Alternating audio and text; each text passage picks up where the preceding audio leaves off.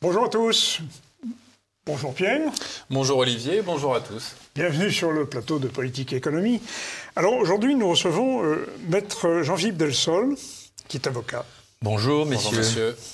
Vous êtes aussi président de l'IREF, c'est-à-dire l'Institut de recherche économique et fiscale.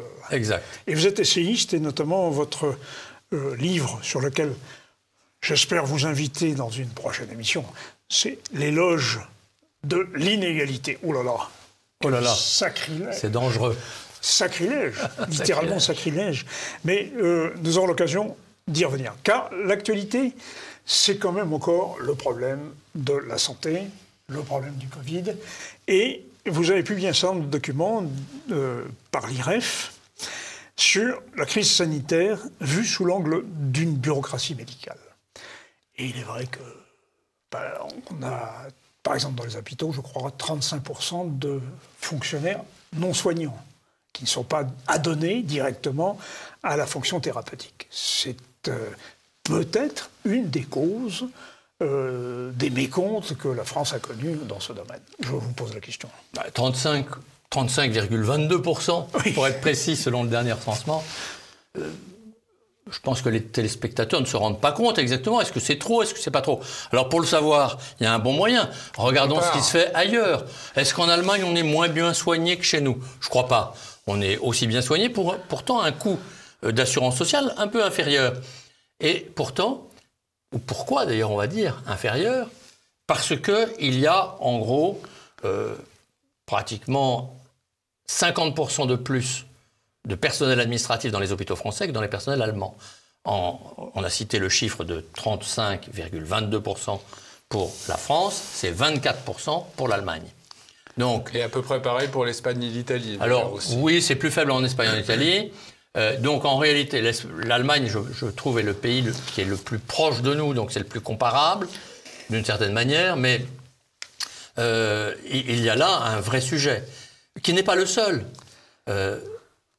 Le second sujet, c'est que dans les hôpitaux publics, qui représentent, mettons, 80% à peu près des soins hospitaliers en France, ces personnels, pour beaucoup d'entre eux, ont le statut de la fonction publique. Ouais. Ça veut dire quoi, le statut de la fonction publique? Ben, ça veut dire rigidité, ça veut dire un peu moins payé, parfois, pas toujours, mais souvent, c'est vrai, moins payé, mais aussi moins actif, moins efficace. Pourquoi? Mais parce qu'il y a l'emploi à vie. Alors je sais bien, c'est facile de critiquer parce que ces gens-là sont souvent des gens de qualité. Mais mettez des gens de la meilleure qualité possible dans un statut dans lequel l'objectif n'est pas de trop travailler, mais plutôt de moins travailler, puisqu'il n'y a pas de sanction. Au bout de quelques années, on s'affadit tout seul, même avec la meilleure volonté du monde. Et ça n'est pas une critique des personnes, car il y en a d'excellentes. Mais c'est la fonction qui est mauvaise, c'est le statut qui est mauvais. Et donc, ajouter le surpoids et le statut, eh bien, vous avez des dysfonctionnements. Et je vais ajouter que le statut entraîne le surpoids. Pourquoi? Mais parce que comme on ne peut pas renvoyer les gens, oui, ceux qui ne sont pas bons, et on en a tous dans nos entreprises, il y a des gens moins bons que d'autres, pas forcément parce qu'ils sont moins bons en soi, mais parce qu'ils ne sont pas adaptés. Dans une entreprise normale, on leur dit, si possible avec ménagement, avec indemnité, on leur dit « Madame, monsieur, ce serait bien que vous alliez trouver quelque chose ailleurs. » On ne peut pas, non, quand il y a le statut. Donc il faut... Alors, ceux qui sont moins bons, on les met dans des placards, plus ou moins dorés, pas forcément dorés, mais dans des placards, et puis on en embauche d'autres. Ce qui veut dire, donc, statut égale surpoids. Et surpoids égale dysfonctionnement. Jean-Philippe Delsol, est-ce que vous partagez le bilan qu'a fait l'ancienne ministre de la Santé Agnès Buzyn en disant voilà, il y a 3 réformes qui ont fait beaucoup de mal à l'hôpital. Je la cite, les 35 heures qui n'ont pas été suffisamment compensées par des embauches, l'introduction d'une logique de rentabilité en 2004 avec la tarification à l'activité qui recèle beaucoup d'effets pervers et la réforme Bachelot de 2009 qui a déresponsabilisé les médecins dans la gestion des établissements. Est-ce que vous partagez ce constat ? Alors, je ne partage pas le constat. Je suis content qu'elle ait pris référence de cette manière parce qu'en réalité, je ferais presque le constat opposé. C'est-à-dire qu'en réalité, effectivement, les 35 heures ont été un massacre pour tout le monde, mais peut-être plus encore à l'hôpital. À l'hôpital et d'une manière générale dans les institutions publiques, parce que le statut les empêche de s'adapter. Alors que dans les entreprises privées, on a trouvé des solutions. Et quant à la rentabilité, je dirais que c'est l'inverse. On ne l'a pas suffisamment introduite. Il ne s'agit pas de dire que l'hôpital doit avoir pour un objectif d'être rentable. Ce n'est pas son objectif. Son objectif, c'est de soigner. Mais on peut lui donner un objectif de soigner avec le meilleur rapport coût-bénéfice. C'est ça l'objectif. Et en réalité, ce n'est pas aujourd'hui l'objectif des hôpitaux publics et c'est dommage. Et pourquoi est-ce qu'il n'y a pas cet objectif? Alors c'est à mon avis, un deuxième grand handicap de l'hôpital public français par rapport à d'autres systèmes étrangers comme celui de l'Allemagne, des Pays-Bas, d'autres, c'est qu'il n'y a pas de concurrence quasiment. Il est vrai qu'il y a des cliniques privées, mais de toute façon, tout est régi du haut. Tout est régi par les ARS, les autorités régionales de santé, elles-mêmes centralisées, puisqu'en fait, elles reçoivent les ordres du sommet. Oui, et donc, en réalité, tout est centralisé. Les tarifs sont fixés par ces autorités, par le ministère. Les conditions de travail, presque, les conditions de prise en charge, le prix des médicaments, enfin, tout est fixé d'en haut. Et c'est là l'une des grandes maladies du système de santé publique français. C'est que c'est trop centralisé. Comment voulez-vous que... C'est de la planification soviétique. Qu'au sommet, une petite équipe sache tout.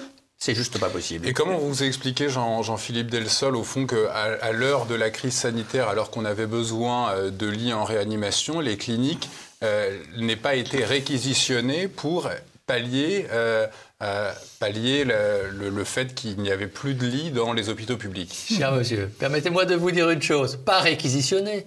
Il lui suffit qu'on leur demandât. Oui. Et oui, elles étaient prêtes. Mais rien n'a été... Car en plus, ces cliniques qui avaient des lits de réanimation, pas toutes, mais certaines en avaient, il y en avait des centaines et des centaines, on leur a demandé de ne plus utiliser ces lits et de ne plus opérer. Ce qu'elles ont fait, notamment en mars dernier. Et pour quelle raison? Et puis ensuite... Pour que ces lits soient disponibles. Mais ensuite, on ne leur a pas demandé d'utiliser ces lits. Et je connais plusieurs cas de cliniques privées ayant des lits de réanimation qui sont restés vides pendant cette période-là. On a cessé de nous dire qu'il y avait une pression sur les lits de réanimation, justement. Mais bien sûr, on a utilisé l'hélicoptère, des trains spécialement adaptés par la SNCF pour transférer les malades atteints de la Covid d'une région à l'autre. Donc le problème, c'est pas forcément la centralisation, c'est carrément le fait qu'il y a l'État qui a une espèce qui est repoussé par le privé, quoi. Alors, il y a ça, mais si vous voulez, c'est bien la centralisation, c'est le Gosplan. Le Gosplan, c'est quelques animaux sauvages au sommet de l'État qui pensent tout savoir et qui vous couchent des équations mathématiques pour vous dire qu'il faut produire ici et vendre là. C'est ça le Gosplan. Et en réalité, c'est ce qui s'est passé avec la crise sanitaire. Alors je caricature, bien entendu.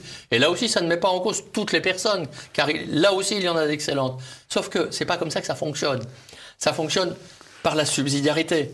C'est-à-dire que les problèmes, on les rencontre sur le terrain.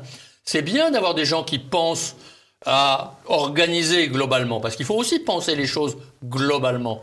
Mais on ne peut les penser globalement qu'à partir des besoins du terrain, qu'à partir des réactions.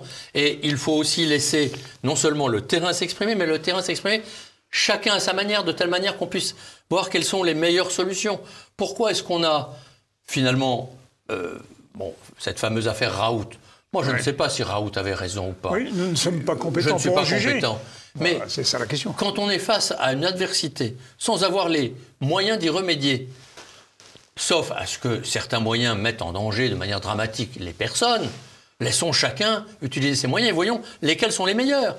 Et là, on a dit non. C'est l'ARS, au sommet, qui disait non. Non, vous n'utilisez pas la... Je ne sais plus comment ça s'appelle. Hydroxychloroquine, voilà. Hydroxychloroquine. Hydroxychloroquine, exactement. Eh bien, non, vous ne l'utilisez pas. Et pourquoi? Très franchement, c'est un médicament qui a été utilisé par 1 milliard de personnes dans le monde chaque année. Et très bon marché. Et à très bon marché. Mais le professeur Raoult, quand même, a pu, au sein de son IHU... Il a forcé le destin. Hein. Oui. Il n'a pas été empêché. Mais on essaye de le mettre en cause aujourd'hui. Oui. Moi, je ne cherche pas à défendre ou à accabler. J'accable le système. Et je ne comprends pas qu'on n'ait pas laissé des gens ayant une compétence. La compétence du docteur Raoult, elle est ce qu'elle est, mais elle ne peut pas être niée. Il a un CV absolument il a un CV hallucinant, même s'il n'est pas tout seul à avoir fait ses recherches. Et heureusement, c'est normal. Il est là. Et pourquoi est-ce qu'on ne l'a pas laissé travailler à la recherche de la meilleure solution, comme on en aurait laissé d'ailleurs travailler d'autres. Et c'est ça la grande faiblesse du système de santé français, C'est cette centralisation maximum, cette absence de concurrence et par ailleurs... Absence de subsidiarité aussi. Absence de subsidiarité. Et ce système pyramidal qui fonctionne avec des couches successives de fonctionnaires, d'agents de la fonction publique, qui font remonter lentement et font descendre tout aussi lentement les problèmes et les décisions. Est-ce qu'on sait combien, on en parlait avec Olivier avant cet entretien, combien il y a de strates, d'organisations médicales au sein de l'administration française ? Alors, écoutez, j'avais, au printemps dernier, relevé qu'il y avait une quinzaine d'organisations, dont j'avais cité les noms d'ailleurs dans des articles de l'IREF. Il me semble que vous aviez même dit « Bienvenue aux nouveau-nés ». Absolument. Une nouvelle qui venait d'arriver. Qui s'est constitué à la suite de cette liste impressionnante. Parce qu'ils ont constitué un nouveau système. Et donc, il y en avait une quinzaine dont les compétences se recoupaient, qui n'avaient pas le même avis, heureusement d'ailleurs, d'une certaine manière. Et en fait, il n'y avait aucun sens à tout ça. Aucun sens. Jean-Philippe Dels. D'où les mécomptes. D'où les mécomptes. Les masques. Les tests. Les tests. Mais prenons l'exemple des masques. C'est un exemple. On va prendre ces deux exemples, puisque vous les citez. Les masques, les tests. Les masques. L'État a dit, je me charge de tout. Interdit de fabriquer des masques sans nous, il faut des normes, Interdit d'en vendre, c'est nous, parce que si vous en vendez, à ce moment-là, vous allez rompre la chaîne que nous organisons. C'était ça au début. Alors, il n'y avait pas de masques, et ceux qui existaient se vendaient à des prix hors de prix. Oui. Voilà, si je puis dire. Et donc, on a le système parfait de l'absence de concurrence et de la centralisation qui nuit au système. Les tests, pareil. Le président de la République, Jean-Philippe Delsol, a lancé cette concertation du Ségur de la santé jusqu'à mi-juillet. Qu'est-ce que vous attendez? Qu'est-ce que vous en attendez? Moi, je ne suis pas un spécialiste des organisations de la santé, pour être clair. J'essaye d'avoir du discernement politique, avec des racines philosophiques, si je puis dire. Je pense simplement que, eu égard au constat qu'on vient de faire, une fois de plus, en réalité, on va trouver des solutions qui pourront peut-être mettre quelques cautères sur les jambes de bois de la santé publique française. Mais ça n'ira jamais au fond. Parce que les vraies solutions, elles consisteraient moi, je ne veux pas abolir l'hôpital public, mais favoriser le développement d'hôpitaux associatifs, privés, qui viennent, avec leurs méthodes parfois différentes, concurrencer, c'est-à-dire en compétition, offrir des services différents ou semblables, mais à des coûts peut-être différents. S'ils sont supérieurs et que les gens n'en veulent pas, tant pis pour eux, ils s'adapteront. Les hôpitaux en question. Et s'ils offrent à des services inférieurs, tout le monde sera gagnant. S'ils offrent de meilleurs services, tout le monde sera gagnant. Favoriser la diversité. Et favoriser la liberté dans l'emploi aussi. Il faut absolument supprimer ce statut de la fonction publique, en particulier dans les hôpitaux. Il n'a aucun sens. On peut comprendre un statut de la fonction publique quand il y a des sujétions particulières. L'armée, la police. Oui, il y a des obligations de service. Il y a des obligations de confidentialité, il y a des obligations de rigueur, etc. On peut comprendre quand il y a une indépendance à défendre, les magistrats. Mais les médecins, les infirmières, les personnels de soins d'une manière plus générale, sont-ils moins bons dans le privé que dans le privé? Ont-ils des obligations particulières dans le privé que dans le public? Ont-ils des obligations particulières dans le public? Non. Donc pourquoi un statut de la fonction publique? Alors nous avons les médecins, les chercheurs, l'industrie pharmaceutique, nous avons les milliards aussi, parce que la France a emprunté sur les marchés internationaux. Nous avons tout ça, et ça donne l'échec de la politique de santé publique. Oui, ça donne un certain échec, parce que je trouve qu'il faut aussi être objectif. On n'est pas mal soigné en France. Ah non, je n'ai pas ce que je dis. Mais dans la crise du Covid, il y a eu quand même des mouvements erratiques. Non, mais elle a été très mal gérée. Politique. Elle a clairement été très mal gérée. La crise du Covid, on attendait que les gens soient malades pour les soigner. Alors qu'on aurait pu... Enfin bon. En réalité, la France n'est pas le seul pays d'ailleurs à avoir été dans ce cas-là. J'essaye d'être objectif. C'est vrai que la réalité, c'est qu'on n'avait pas prévu. On connaît l'histoire, on a acheté les masques, on n'en a pas racheté suffisamment, etc. Mais surtout, En réalité, on a pris des mesures de confinement en particulier, non pas tant pour empêcher le développement de la maladie, mais que pour éviter l'engorgement des hôpitaux. C'est qu'on ne savait plus, au-delà d'un certain niveau, on ne savait plus le soigner parce qu'on n'était pas prêt. Alors, il faut être très prudent dans l'analyse du nombre de lits de réanimation, par exemple, parce qu'il y a plusieurs catégories de lits de réanimation. Oui, et puis la réanimation a été redéfinie en février dernier. Donc, c'est pour ça que c'est un peu compliqué.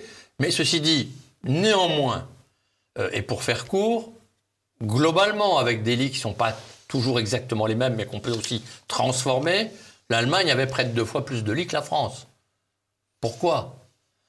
Parce que, et j'en reviens à ce que je disais au début, décentralisation, compétition, liberté. C'était les Länder qui avaient une responsabilité dedans. Les Länder, voilà, les hôpitaux. En réalité, en Allemagne, la santé, effectivement, pratiquement par région, par Länder, ou par plus grande région, et de manière autonome. C'est-à-dire que il y a des... Et puis, alors aussi, il y a depuis maintenant une vingtaine d'années, depuis les années 2000, beaucoup d'hôpitaux publics qui ont été privatisés en réalité. Alors, nous allons faire une pause parce que de la bureaucratie médicale à la bureaucratie générale, il n'y a qu'un pas que nous allons franchir en deuxième partie. Parce qu'il y a quand même une chose qui est frappante, c'est que dans cette fameuse crise, l'État a continué de prospérer ou de gagner à grossir en quantité, mais pas en qualité, semble-t-il. Enfin, c'est vous qui nous répondrez sur cette question de la fonction publique ou des effectifs qui continuent de croître, même si par ailleurs on en supprime, n'est-ce pas ? Nous allons en parler dans cette deuxième partie. Et en général, du problème des déficits publics et de la dette, évidemment.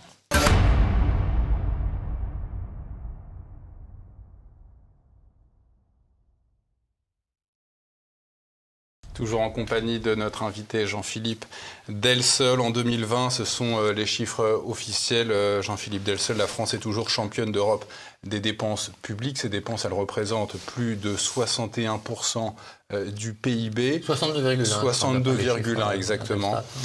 Soit 9 points de plus que la moyenne des pays membres de l'UE. Cette crise sanitaire, en fait, montre toute la poussière que la fonction publique a mis sous le tapis depuis 40 ans, jusqu'au-delà de quel seuil la fonction publique ne pourra plus aller. 100%. À Cuba, c'est 80%. On va changer de régime N'avons-nous pas déjà changé de régime? D'autant plus que, si vous me permettez, je pense que ces chiffres-là, je ne dis pas qu'ils sont faux, mais c'est que, en réalité, on peut les apprécier de différentes manières. C'est vrai que les comparaisons européennes se font sur ces bases-là. Parce que les chiffres pris au niveau d'Europe par l'organisme Intelstat qui gère les statistiques européennes ne prennent pas en compte exactement les mêmes dépenses publiques et n'analysent pas le PIB, le produit intérieur brut, comme on le fait en France. Si on prend les chiffres, moi je prends les chiffres. Alors, le gouvernement a repris ces chiffres et le gouvernement a donné le même chiffre que celui que vous donnez, 62,1. Oui. Ce qui est déjà considérable. C'est déjà considérable, c'est déjà 6 points de plus. On ne va pas dire que c'est confiscatoire, mais... Non, mais pas loin. C'est déjà 6 points de plus que l'année précédente, où elle était déjà très élevée. Donc, vous me dites jusqu'où on va aller, mais malheureusement, on va de sommet en sommet, et on n'est pas encore à l'Everest. Bon. Donc, ce qui est grave, c'est que, en réalité, si on prend les chiffres français, moi, j'ai été prendre simplement, basiquement, les chiffres de l'INSEE.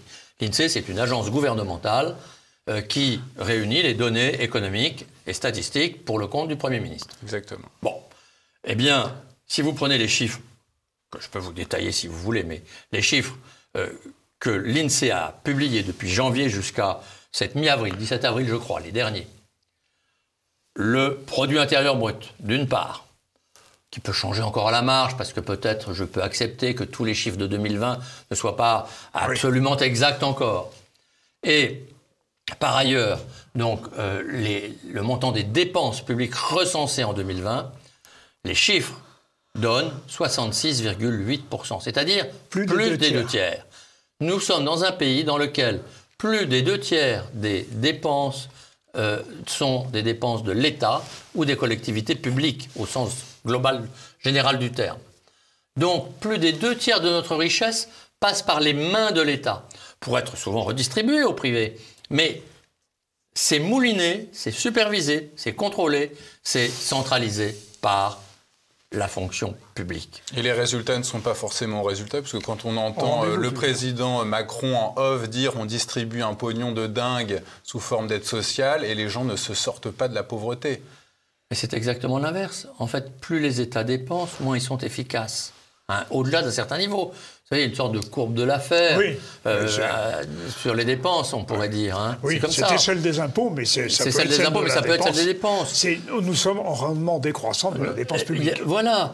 Quand en réalité, au-delà d'un certain niveau, des dépenses supplémentaires ne sont pas vraiment efficaces. Et parfois même, elles ruinent l'efficacité des dépenses déjà accomplies, actées. Déjà, Donc, en fait, on a été au-delà des seuils.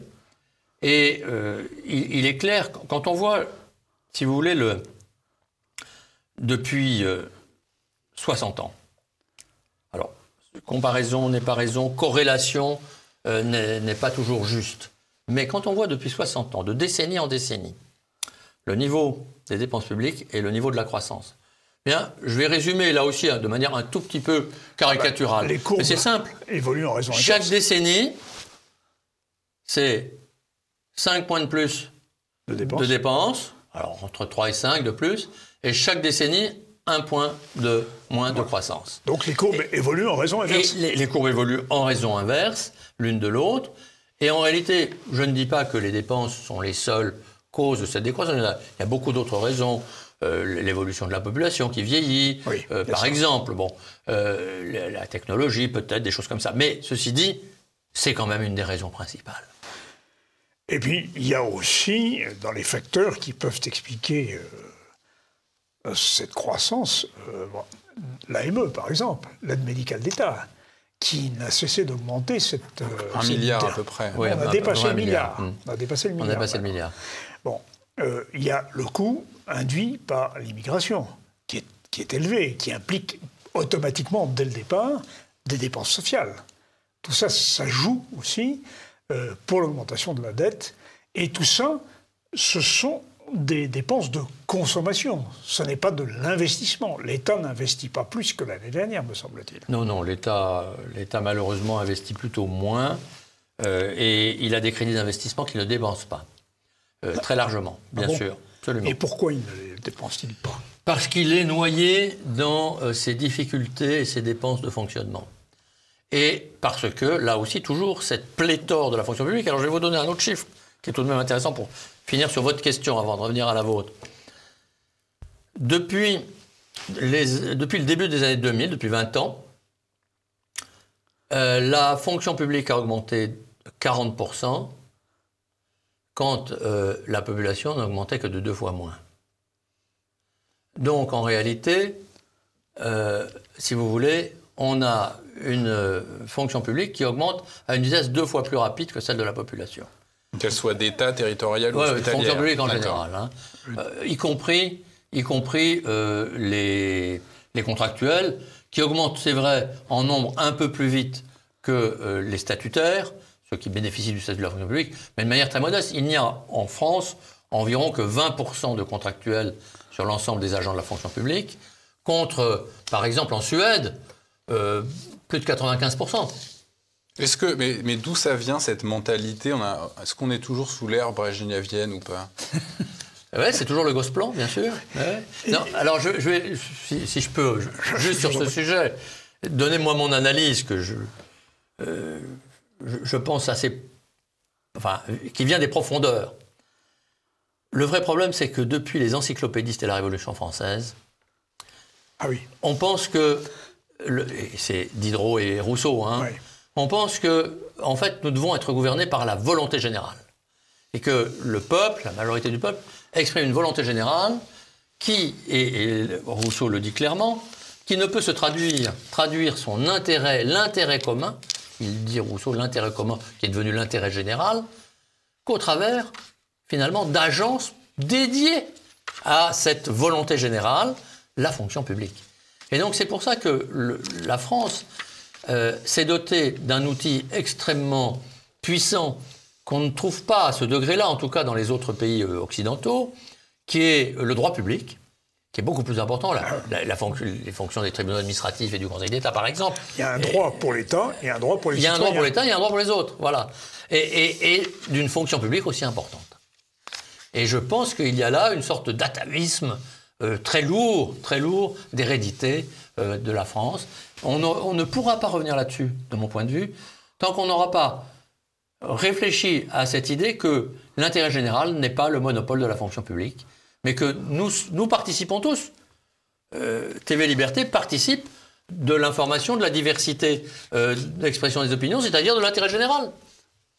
Comme le boulanger, disait Adam Smith, participe aussi à l'intérêt général, parce que quand on n'a pas de pain, c'est plus important presque que de ne pas avoir de service pour les enfants, pour accueillir les enfants à la sortie de l'école, par exemple. Donc, croissance de la fonction publique en raison inverse de la croissance de la population. Donc, nous devrions être mieux servis, si je puis dire. L'intérêt général devrait être mieux défendu. Et il faut reconnaître aussi que nos concitoyens, surtout à l'occasion de cette crise sanitaire, ont senti comme une protection de la part de l'État. Sa puissance tutélaire les a quelque peu rassurés. Les sondages révèlent quand même ce besoin de protection qui, vous parliez tout à l'heure d'hérédité, qui est aussi dans les gènes culturels de la France. Le président, ce quoi qu'il en coûte, il a été chiffré à peu près 209 milliards d'euros du 31 mars à peu près à nos jours. Comment est-ce qu'on peut penser que ces 209 milliards vont continuer, cette somme va continuer à augmenter? Alors, vous savez, quand une rivière fait son lit profond, elle a de la peine à revenir à son lit antérieur après, parce qu'il est creusé, le lit. Et c'est pareil pour les dépenses publiques. Je crains que, hélas, il soit très difficile de revenir à l'étiage antérieur. On prend des habitudes. Et je vais faire simplement de la répétition d'Alexis de Tocqueville, hein, c'est pas d'aujourd'hui. Oui. Alexis de Tocqueville, fin de la première moitié du 19e siècle, qui disait déjà que, en réalité, l'État était suffisamment habile pour faire en sorte que les gens attendent sa protection, voilà, qu'ils le lui demandent.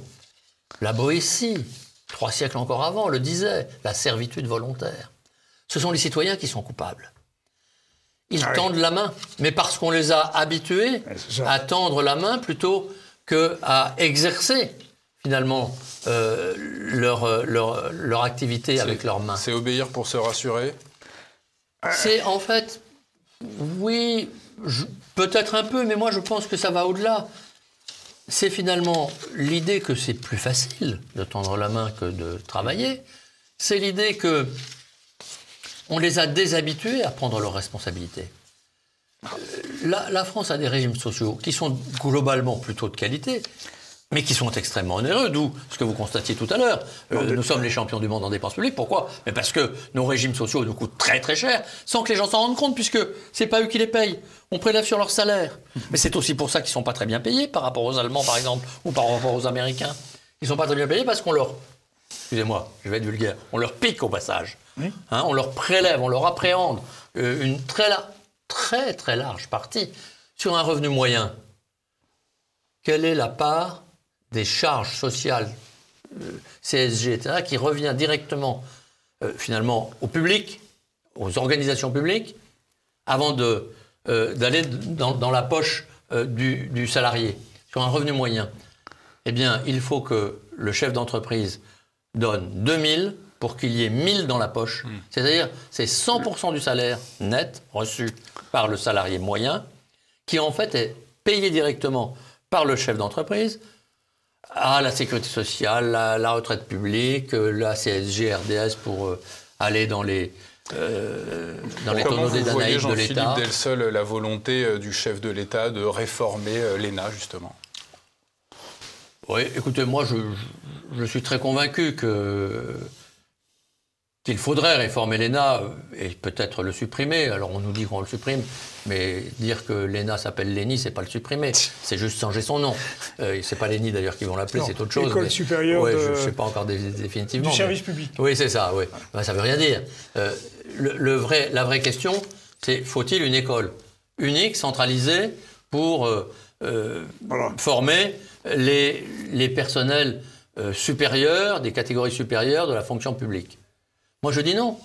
Je pense que la fonction publique s'enrichirait qu'il y ait des écoles diverses, pas forcément publiques, des écoles privées aussi, qui puissent former les cadres supérieurs de la fonction publique. Dans les entreprises, la richesse, c'est qu'on trouve, dans une belle entreprise française, on trouve à la tête des polytechniciens qui discutent avec des HEC, avec des subdeco, puis avec parfois des F-men. Et des normaliens aussi. Des normaliens, etc. Et parfois c'est cette diversité qui crée de la richesse. C'est cette diversité qu'on a perdue dans la fonction publique. Alors, nous allons faire une nouvelle pause. Nous allons continuer de creuser ce problème, parce qu'il est institutionnel, il est culturel. Et puis, nous évoquerons évidemment un autre problème qui se pose en termes budgétaires, c'est le coût des, je risque le terme, élucubrations vertes. Et y a-t-il une croissance verte? C'est une vraie question, mais c'est surtout une question de dépenses.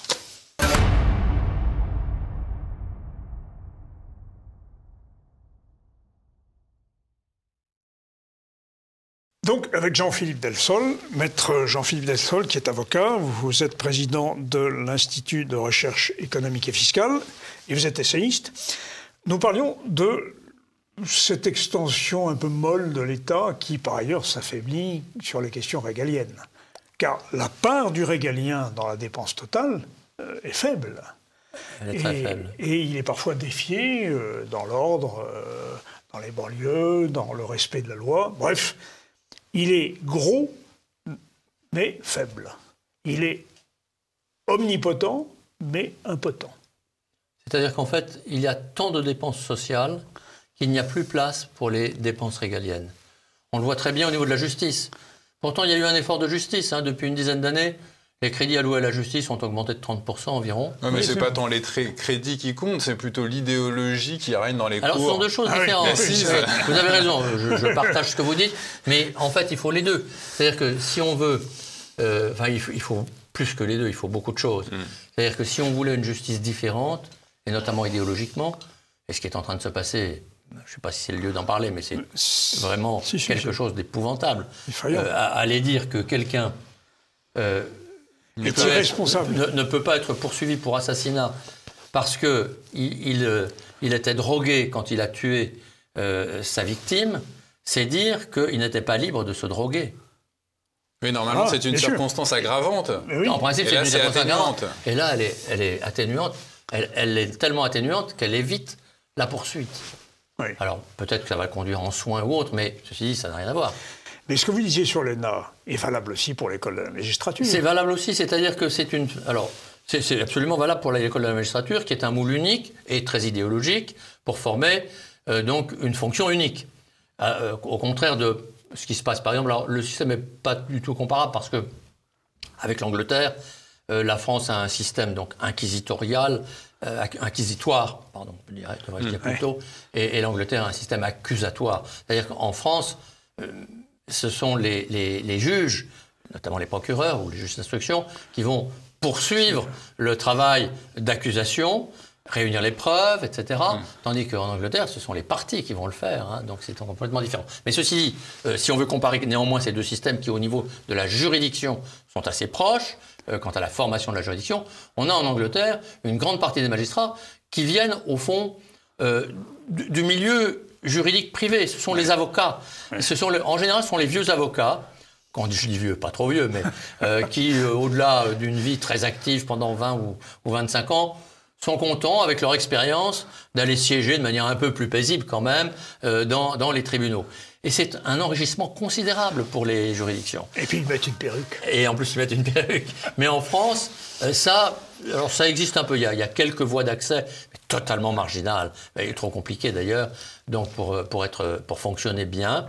Et donc, en fait, on a quasiment un régime de formation unique pour des magistrats qui sont tous un peu modélisés. Et c'est Charles Gave qui nous rappelait ça il y a peu de temps, qui voyait entre l'ENM, l'École nationale de la magistrature, et l'ENA, une personne à la confluence des deux, qui est Michel Debré, qui a créé ces deux écoles et qui est aussi le rédacteur de la Ve République, même si De Gaulle l'avait déjà élaboré lors de son discours à Bayeux. Est-ce que le problème, c'est Michel Debré? Malheureusement, s'il n'y avait que lui. Je pense que Michel Debré était sûrement un grand homme, mais ceci dit, il a fait beaucoup de bêtises. S'il y avait qu'elle, prenez l'exemple de l'école privée, en fait, il a sauvé et il a détruit à la fois l'école privée. Parce qu'en réalité, il l'a mise sous le boisseau. Pas que de suggestion. Alors certes, il a permis que les enseignants des écoles privées soient payés à peu près décemment, ce qu'ils n'étaient pas. Donc il a probablement permis la survie d'un certain nombre d'écoles privées, mais en les contrôlant de telle façon que dans beaucoup trop de cas, il n'y a plus véritablement de projet catholique spécifique dans ces écoles. Bien sûr. Alors on évoquait l'État et la protection qu'il apportait aux citoyens. Permettez-moi encore de citer Tocqueville, que vous avez cité tout à l'heure. Au-dessus d'eux au-dessus des citoyens s'élève un pouvoir immense et tutélaire qui se charge seul d'assurer leur jouissance et de veiller sur leur sort. C'était quand même bien vu. C'était très bien vu. C'était remarquable. En 1830. C'était remarquable. Alors, la conséquence, c'est que finalement, une partie de l'opinion aime son État. Je pense que les Français aiment leur État, oui. Je pense qu'ils attendent beaucoup de l'État parce que, en fait, on le disait tout à l'heure, au fond, on leur a appris à attendre de l'État. On leur a appris à recevoir des services gratuits. Je crois que, peut-être que la principale chose que je reproche, moi, à M. Macron, c'est de n'avoir vu de réforme de l'État qu'il avait annoncée que dans cette perspective-là, c'est-à-dire une plus grande encore prise en charge des citoyens. Oui. En fait, alors on peut prendre plusieurs exemples, mais la réforme de l'indemnisation chômage qu'il a mise en œuvre, c'est une réforme en fait qu'il a faite en transformant les cotisations chômage qui étaient payées par les employés en taxes, en CSG supplémentaires notamment. C'est-à-dire qu'en fait, il a supprimé le sens même de l'assurance. Oui, c'est ça. Qui était déjà d'ailleurs bien dilué, mais quand même. C'est plus une assurance. Ce n'est plus une assurance. C'est un impôt. C'est un impôt et un service gratuit. Ouais. Or, en réalité, c'est jamais. Un service gratuit est toujours un service très cher. Car quand il est gratuit, ça veut dire qu'on ne fait pas attention à son prix. Et si on ne fait pas attention à son prix, eh bien, on le paye en général beaucoup plus cher que quand on y fait attention. Je vais prendre juste un exemple différent, mais qui est du même ordre. La sécurité sociale, qu'on ne paye pas non plus, puisqu'elle est payée par nos cotisations sociales et par des impôts. Il y a d'ailleurs un tel micmac entre toutes les cases et tous les impôts qui contribuent au coût de la sécurité sociale que plus personne ne peut dire exactement qui paye quoi et pour combien. Mais ceci dit, c'est pas l'assuré qui paye. Et comme c'est pas l'assuré qui paye, il ne fait pas attention à ce qu'il consomme. Alors que si on payait un salaire supplémentaire au salarié, au lieu de lui payer 1000, on lui paye 2000, ce qui est son coût réel. Aujourd'hui, il faut payer 2000 pour recevoir 1000. Il faut que l'employeur paye 2000. Je l'ai expliqué. Mais on demande par contre, obligatoirement, aux salariés de s'assurer. C'est-à-dire de trouver son assurance sociale. On l'aide éventuellement, parce que passer d'un système à l'autre, c'est compliqué. Il y a beaucoup de gens qui vont être perdus. Donc il faut trouver. Mais ceci dit, ils ne sont pas si bêtes les gens. L'État les croit plus bêtes qu'ils ne sont. Quand il faut s'assurer pour leur voiture, ils savent très bien trouver le meilleur rapport qualité-prix pour leur assurance. Et regardez combien la compétition, la concurrence entre les compagnies et mutuelles d'assurance voiture permet d'avoir des tarifs qui vont parfois de 1 à 3. Donc en réalité, ce serait la même chose.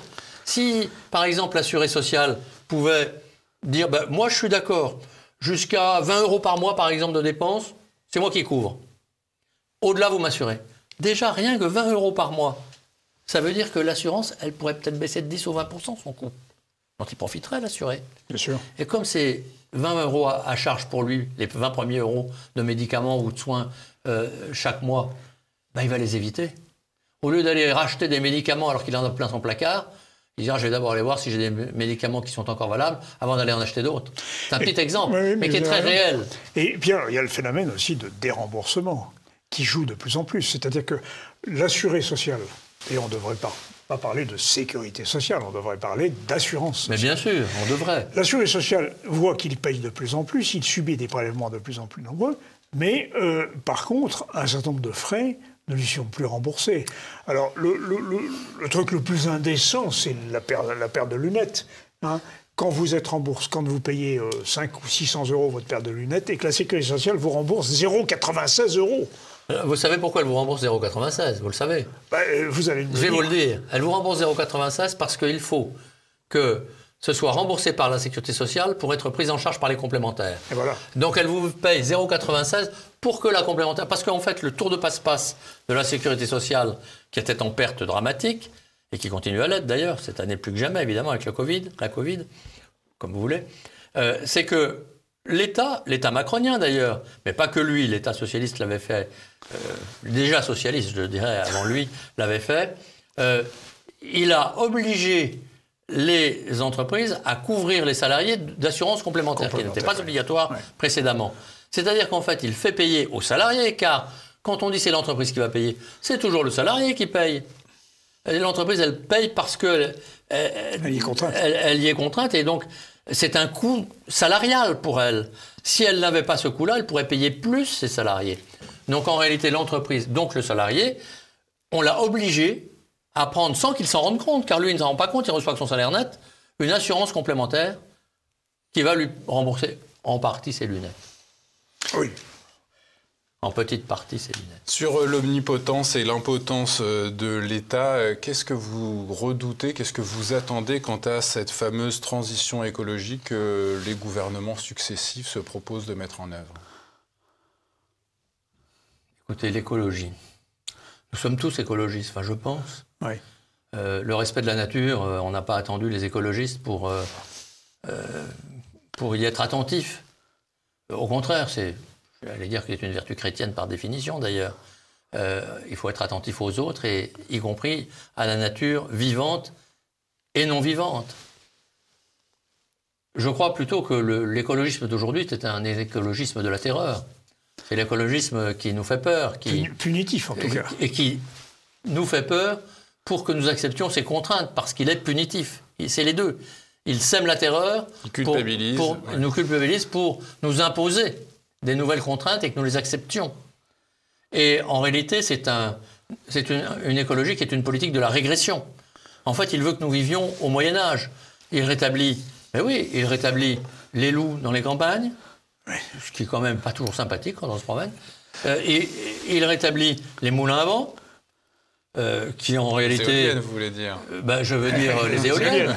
Hein, qui sont effroyablement polluantes. Qui sont effroyablement polluantes. Non recyclables. Et on ne s'en rend pas compte, c'est quand il faudra les démolir qu'on s'en rendra compte. Et ça n'est pas provisionné sur le plan financier. Et ça n'est pas provisionné. Ils rétablissent, vous avez vu ça, des péages. Les régions maintenant vont mettre des péages sur les camions. C'est-à-dire qu'en fait, on entrave le commerce. On peut continuer comme ça. Mais voilà, c'est ça l'écologie d'aujourd'hui. C'est l'écologie de la décroissance. C'est l'écologie de la régression. Mais on recevait il n'y a pas longtemps Guy de Lafortelle qui nous disait, qui est économiste, qui nous disait que le 21e siècle ne sera pas un siècle de croissance. Donc, il n'est pas écologiste, hein, attention. Non, il n'est pas écologiste du tout. Mais il disait qu'il n'y a pas de croissance verte.